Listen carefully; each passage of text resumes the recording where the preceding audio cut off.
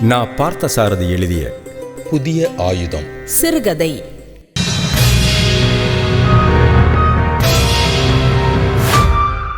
கையில் கைக்கடிகாரத்தையும் மடியில் பணத்தையும் மனத்தில் பேராசையையும் கட்டிக்கொண்டு நவநாகரீக ஆடவரும் பெண்டிரும் அந்த அகலமான வீதியில் கூட்டமாக நடமாடிக்கொண்டிருந்தார்கள். கண்ணை பறிக்கும் விதவிதமான மின்சார விளக்குகள், கருத்தை கவரும் கல்லூரி குமரிகளின் கூட்டம், பொருளையும் தர்மத்தையும் சேர்ந்தாற்போல் விற்று காசை சேர்க்கும் கடைகள், டிராம், பஸ், ரிக்ஷா, ஜாட்கா, டாக்ஸி என பட்டணத்து வீதிக்கு வேண்டிய எல்லா தகுதிகளும் அந்த தெருவுக்கு இருந்தன. இந்த மனித பயல்களுக்கு வெளிச்சம் போடுகிறவன் நான் என்று நிமிர்ந்து நின்று சொல்வது போல் வரிசை வரிசையாக மின்சார கம்பங்கள், டெலிபோன் தூண்கள், உயரமான கட்டிடங்களின் உச்சந்தலையில் ஏறி மிதித்து கொண்டு நிற்கும் ரேடியோ ஏரியல் கம்பங்கள், வீடுகளில்தான் எத்தனை எத்தனை வகை, 2 மாடி, 3 மாடி, 4 மாடி, இன்னும் பல மாடிகள். எல்லாம் பிரமாதம்தான். பட்டணம் இல்லையா? பிரமாதமில்லாத எதுவும் தான் பட்டணத்தில் இருக்கவே முடியாதே. அதோ அந்த ஆடம்பரமான வீதியில் கிழக்கு கோடியிலிருந்து வரிசையாக 7 வீடுகள் இருக்கின்றனவே. அவற்றில் 7வது வீட்டை தவிர மற்ற 6ம் செல்வ செழிப்பின் பிரதிபிம்பங்களாக நிற்கின்றன. 7வது வீடு மட்டும் பாவம், பெட்டி போல் ஒரு சிறிய ஓட்டடுக்கு வீடு. அது வீட்டின் ஓடு சரிந்து விழுந்து விடுமோ என அஞ்சத்தக்கதாக இருந்தாலும் அஞ்சாமல் குடியிருப்பவனுடைய மன வலிமைக்கு பயந்தோ என்னவோ வீடு இன்னும் விழாமல் நின்று கொண்டிருக்கின்றது. முதல் 6 வீடுகளில் யார் யார் குடியிருக்கிறார்கள் என்பதை தெரிந்து கொள்ள வேண்டாமா? வரிசையாக சொல்லுகிறேன், கேளுங்கள். முதல் வீட்டில் ஒரு பிரபல சினிமா நடிகர் இருக்கின்றார். வாசலில் 4-5 புத்தம் புதிய கார்களும் விடலை பிள்ளைகளும் பள்ளி சிறுவர்களும் கூடி நிற்பதிலிருந்தே இதை நீங்களே தெரிந்து கொண்டிருக்க வேண்டுமே. ஆமாம், இப்போதே சொல்லிவிடுகிறேன். நல்லதோ கெட்டதோ எதையும் பிறர் கூறாமலே அனுமானித்து தெரிந்து கொள்கிற ஞானம் பட்டணத்துக்கு மிகவும் அவசியமான தேவை. அந்த நடிகர் ஏராளமான படங்களில் நடித்து புகழ் பெற்றவர். பழைய கால சரித்திரத்தில் சொல்வார்கள், இத்தனை போர்களில் காயம் பெற்றவர் என்பதை பெருமையாக. அதுபோல நடிப்பில் இத்தனை வருடங்கள் அனுபவம் பெற்றிருக்கிறார் என்பதையும் பெருமையாக சொல்லிக் கொள்வார்கள். 25 வருடமானால் வெள்ளி விழாவாம், 100 வருடமானால் நூற்றாண்டு விழாவாம். 5, 10, 15 போன்ற குறைவான வருடங்களுக்கு என்ன விழா கொண்டாடுவது என்றே எனது 7 நண்பர்கள் கேட்கலாம். முறையே இரும்பு விழா, பித்தளை விழா, செம்பு விழா என்று வைத்து கொண்டால் போகிறது. இந்த கணக்குப்படி செம்பு விழா எடுக்க வேண்டிய அவ்வளவு அனுபவம் உள்ள நடிகர் இவர். 4 கார்கள் இருக்கின்றன, 16 வீடுகள் இருக்கின்றன, நிறைய கையிருப்பும் இருக்கின்றது. இவ்வளவும் உள்ள செழிப்பான கலைஞர் அவர். 2வது வீட்டில் ஒரு பெரிய டாக்டர் வசித்து வருகிறார். வைத்திய சம்பந்தமாக உலகத்தில் உள்ள எந்தெந்த சர்வ கலாசாலைகளில் என்னென்ன பட்டங்கள் உண்டோ அவ்வளவும் வாங்கியவர். அவர் கைப்பட்டாலே நோய் பறந்துவிடும் என்கிற அளவுக்கு திறமைசாலியும் கூட. நோய்களை பார்த்து இன்ன நோய் என்று சொல்வதற்கே நிறைய பணமும் வாங்கிக் கொள்வார். டாக்டர்களுக்கும் வக்கீல்களுக்கும் இலவச தொண்டு செய்தால் புகழ் எங்கே கிடைக்கும்? எவ்வளவு அதிகமாக ஃபீஸ் வாங்குகிறார் என்பதை கொண்டு தானே பெரிய டாக்டர், பெரிய வக்கீல் எல்லாம் உருவாக்கப்படுகிறார்கள். அந்த வகையில் 2வது வீட்டு டாக்டர் இணையற்று திகழ்கிறார். ஒரு தடவை கழுத்தில் ஸ்டெதஸ்கோப்பை மாட்டி கலற்றினால் கோட்டுப்பைக்குள் 100 ரூபாய் சேர்ந்துவிடும். டாக்டரிடம் ஒரு பெரிய காரும் 2 சிறிய கார்களும் இருந்தன. பெரிய கார் அவருக்கு, சிறிய கார்களில் ஒன்று அவர் மகள் மெடிக்கல் காலேஜுக்கு போக வர உபயோகப்பட்டது. மற்றொன்று திருமதி டாக்டர் லேடிஸ் கிளப்புக்கும் கடை கண்ணி கோயிலுக்கும் போகவும் பயன்பட்டது. பெயரின் முதல் 2 எழுத்துக்களை சொன்னாலே போதும், நகரில் உள்ள அத்தனை பேருக்கும் தெரிந்துவிடக்கூடிய டாக்டராக இருந்தார் அவர். அடுத்து 3வது வீடு. இந்த வீடு யாருடையதென்று அதன் முன்புறமுள்ள பெயர் பலகையை பார்த்தவுடனேயே உங்களுக்கு தெரிந்துவிடும். பார் அட்லா பெற்ற ஒரு வக்கீலுடைய வீடு அது. டாக்டருக்கு வீட்டை தவிர ஆஸ்பத்திரி என்று தனியாக வேறொரு கட்டிடம் இருந்ததால் வீட்டில் போர்டு எதுவும் மாட்டவில்லை. வக்கீலுக்கு அப்படி கிடையாது. வருகிறவன் வீட்டை தேடித்தானே வர வேண்டும். அதனால் பெரியதாக பெயர் பலகை ஒன்றை எழுதி தொங்கவிட்டிருந்தார். வக்கீல் தொழிலே பலகையால் விளங்க வேண்டிய ஒன்று, அதாவது பல பேருடைய கைகளால் என்று ஸ்லேடை பொருளாக வைத்து கொண்டாலும் சரிதான். டாக்டரை போலவே இவரும் பெரிய வக்கீல். இவருடைய வீட்டிலுள்ள அவ்வளவு சட்ட புத்தகங்களை வாரிக்கொண்டு போய் கொட்டினால் மெரினாவுக்கு கிழக்கே 2 மைல் தொலைவு கடலை தூர்த்து தரையாக்கி விடலாமாம். அத்தனை பெரிய வக்கீல் இவர். கொலை செய்தவன் நிரபராதியாகவும் நிரபராதியை கொலை செய்தவனாகவும் மாற்றி கேஸை ஜெயிக்க வைப்பதில் நிபுணத்துவம் பெற்றவர். அடுத்தது 4வது வீடு. இது ஒரு வியாபாரி உடையது. ஒரு மில்லுக்கும் 2 பேங்குகளுக்கும் 6 கம்பெனிகளுக்கும் டைரக்டரான அந்த வியாபாரி வருடந்தோறும் லட்சக்கணக்கில் வருமான வரி கட்டுகிறார்.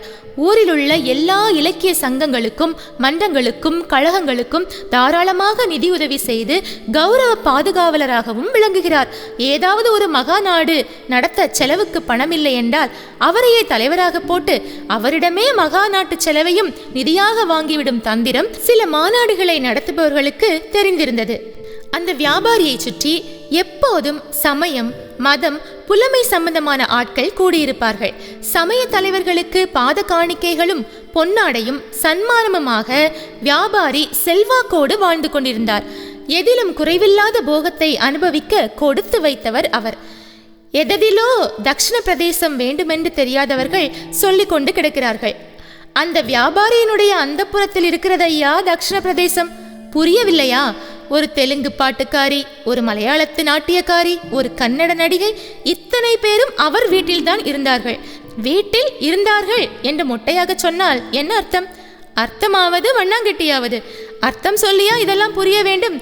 அடுத்த வீட்டை பார்க்கலாம், வாருங்கள் வாருங்கள். 5வது வீடு ஒரு காலேஜ் ப்ரொஃபஸருடையது.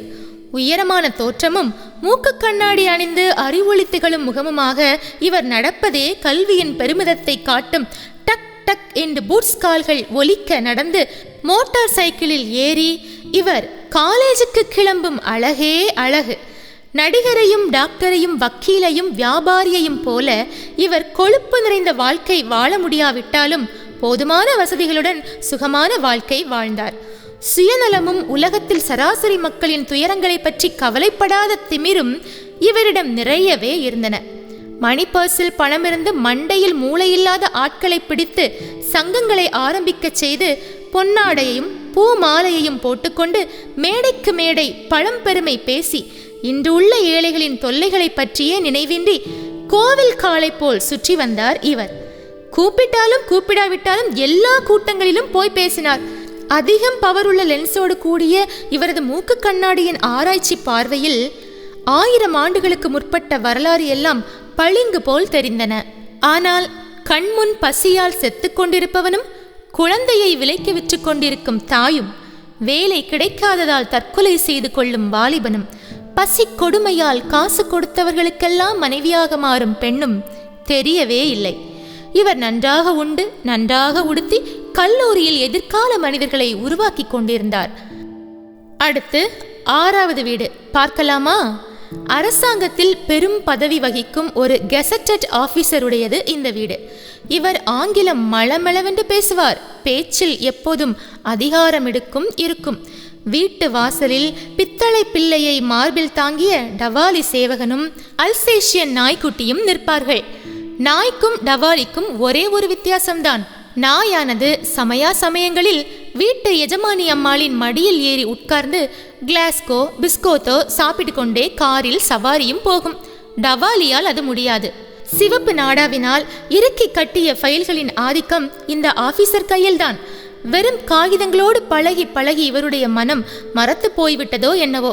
இவர் ஆபீஸுக்கு போகும்போது பெரிய பைகள் தைத்த கோட்டை போட்டுக்கொண்டு போவார். திரும்பி வரும்போது 2 பையும் நிறைந்து கலகலக்கும். புரிகிறதா?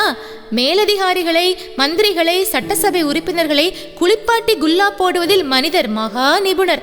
இவருடைய மனைவி எல்லா பொது விழாவிலும் பரிசு வழங்குவதற்கு போவாள். இவரும் சில கூட்டங்கள், திறப்பு விழாக்களுக்கு தலைமை வகிக்கவும் செல்வார். டென்னிஸ் கிளப், சங்கீத சமாஜம் எல்லாவற்றிலும் இவருக்கு ஒரு முக்கிய அங்கம் உண்டு. 7வது வீடு இனிதான் வருகிறது. அந்த தெருவிற்கே திருஷ்டி பரிகாரம் போலிருந்தது இந்த 7வது வீடு. வாயிற்புறத்து இருண்ட அறையிலிருந்து யாரோ காசநோக்காட்டுக்காரன் போல லொக்கு லொக்கென்று இருமிக் கொண்டிருந்தான். இதற்கு மேல் இப்போதைக்கு அந்த வீட்டை பற்றி வேறொன்றும் சொல்வதற்கில்லை. பாவம், அந்த வீட்டில் இருப்பவன் அப்பாவி பயல். போனால் போகிறதென்று விட்டு விடுவோம். கண்ணுக்கு எட்டாத இடத்தில் பரமண்டலங்களின் மேலான மண்டலத்தில் இருந்து கொண்டு உலகை படைத்த கடவுள் ஒரு நாள் தமது அந்தரங்க காரியதரிசியை கூப்பிட்டு, அப்பனே, பூ உலகத்தில் உள்ள நகரங்களில் இப்போது வாழ்க்கை நிலை எப்படி இருக்கின்றது? யார் யார் பண கஷ்டமில்லாமல் வசதியாக வாழ்கிறார்கள்? உலகில் ஒழுக்கமும் அறமும் நலிந்து மக்களுக்கு சத்தியத்தில் நம்பிக்கை குன்றி வருவதாக நான் அறிந்திருக்கிறேன். உலகத்தை சீர்திருத்தி நன்னிலைக்கு கொண்டு வருவதற்கு ஒரு புதிய ஆயுதம் ஒன்று தேவை. அதை எங்கே இருந்து, யாருடைய கையிலிருந்து நாம் தயாரிக்கலாம் என்று பரபரப்போடு கேட்டார். சுவாமி, இப்போது கிராமங்கள் எல்லாம் இடிந்து நலிந்து இருண்டு போய்விட்டன. நகர வாழ்க்கைதான் ஒளி பெற்று ஓங்கி இருக்கின்றது. முற்காலத்தில் கோவில் வாசலில் நின்ற கூட்டத்தை போல் 4 மடங்கு கூட்டம் இப்போது சினிமா கொட்டகைகளின் வாசலில் நிற்கின்றன. கவிகள், ஆரம்ப பள்ளி ஆசிரியர்கள், விவசாயிகள், நெசவாளிகள் எல்லோரும் பட்டினி கிடந்து திண்டாடுகிறார்கள். விரல் விட்டு எண்ணிவிடக்கூடிய ஒரு சிலர்தான் வசதியாக வாழ்கிறார்கள் சுவாமி. மொத்தத்தில் சூழ்நிலை திருப்திகரமாக இல்லை, அப்படித்தானே சொல்ல வருகிறாய்? திருப்திகரமாக இல்லாததோடு பணவளம் சில இடங்களிலேயே தொடர்ந்து தேங்கி போய் அழுகி நாற்றமெடுக்க ஆரம்பித்து விட்டது. போட்டி, பொறாமை, வஞ்சகம், ஏமாற்று, சுயநலம், புகழ் வேட்டை, பதவி பித்து எல்லாம் எல்லோரிடத்திலும் எல்லா ஊர்களுக்குள்ளும் அதிகரித்து விட்டன. உலகம் இதே நிலையில் போய்கொண்டிருந்தால் பட்டப்பகலில் நட்ட நடுத்தெருவில் காட்டு மிருகங்களைப் போல ஒரு மனிதன் இன்னொரு மனிதனை அடித்து தின்ன ஆரம்பித்து விடுவான். ஒரு புதிய ஆயுதம், உலகை சீர்திருத்தும் ஆயுதம் வேண்டும். புதிய ஆயுதம் வேண்டும் என்பதைத்தான் நானும் சொல்கிறேன். அதை எங்கே, எப்படி கண்டுபிடிப்பது?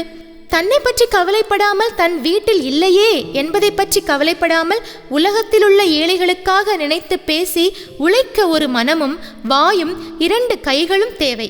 அந்த கைகள்தான் உலகத்தை சீர்திருத்தும் புதிய ஆயுதம். நல்லது, ஆனால் அந்த கைகளை நான் எங்கே போய் தேடுவேன்? கடவுளிடமிருந்து இந்த கேள்வி பிறந்தவுடனே அவருடைய அந்தரங்க காரியதரிசி பூ உலகத்தில் பட்டணத்தில் நாகரிகம் சுழித்தோடும் அந்த அகலமான வீதியில் இருந்த முதல் 7 வீடுகளையும், தப்பு 6 வீடுகளையும் 7வது குடிசையையும் சுட்டிக்காட்டினார். அங்கே என்ன இருக்கிறது? கடவுள் ஏமாற்றத்தோடு கேட்டார். இன்றைய சமுதாய அமைப்பின் தவிர்க்க முடியாத 7 உறுப்பினர்கள் அந்த 7 வீடுகளில் இருக்கிறார்கள். அவர்கள் 7 பேரில் யாராவது ஒருவரிடம் உங்களுக்கு தேவையான சமதர்ம உலகை படைக்கும் புதிய ஆயுதம் கிடைத்தாலும் கிடைக்கலாம். போய் தேடி பாருங்களேன். ஐயோ, என்னை பட்டணத்துக்கா போக சொல்கிறாய் என்று பயந்து நடுங்கிக் கொண்டே கேட்டார் கடவுள்.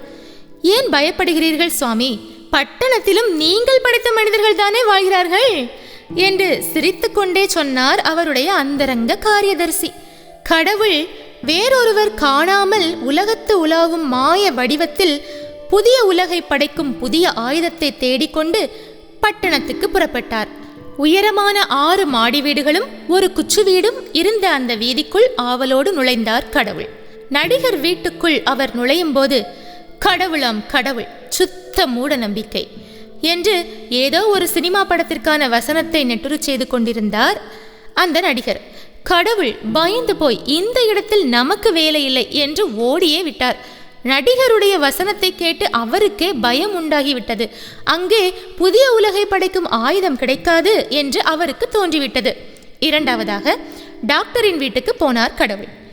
டாக்டரின் கழுத்தில் தொங்கிய செதஸ்கோப்பை கண்டதும், கண்டுபிடித்து விட்டேன், புதிய உலகை படைக்கும் புதிய கருவி இதுதான், கிடைத்துவிட்டது என்று வியப்போடு கூவினார் கடவுள். ஆனால் அந்தோ பரிதாபம்!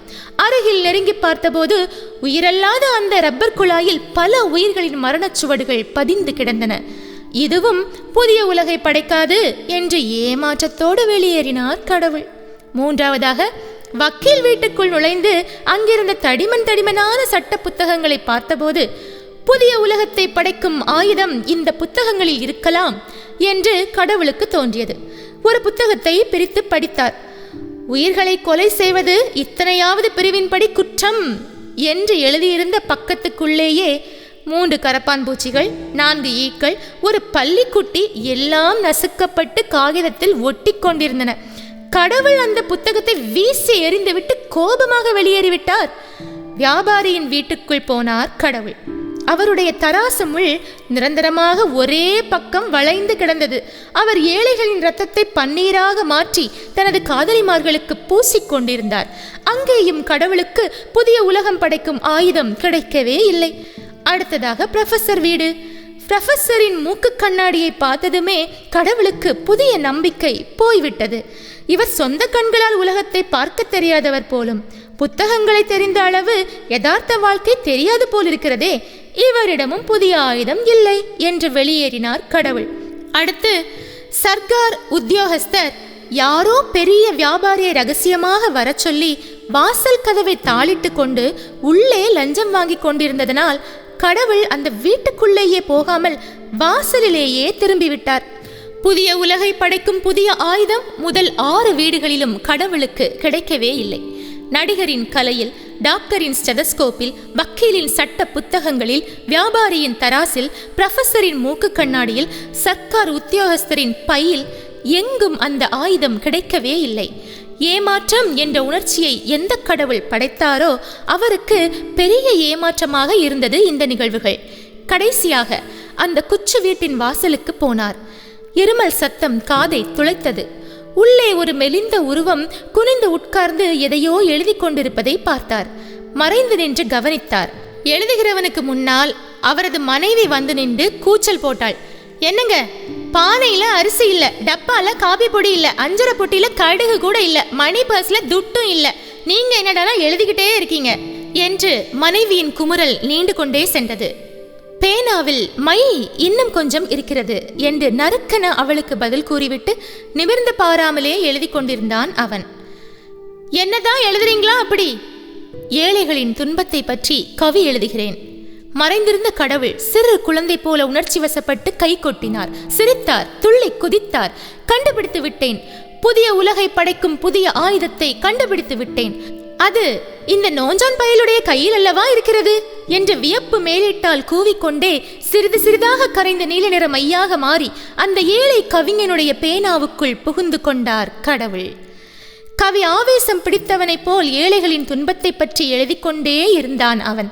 அவன் மனைவி அடுப்படையில் பசியோடு சுருண்டு விழுந்து கிடந்தாள். புதிய உலகை படைக்கும் புதிய ஆயுதம் வெள்ளை காகிதத்தை கருப்பாக்கி கொண்டிருந்தது. நான் பார்த்தசாரதி எழுதிய புதிய ஆயுதம் சிறுகதை கேட்டீர்கள். வழங்கியவர் ஆர்.ஜே. பாக்யசோனியா. இதமான கதைகள் கேட்க தாடகை மைந்தர்கள் யூடியூப் சேனலுடன் இணைந்திருங்கள்.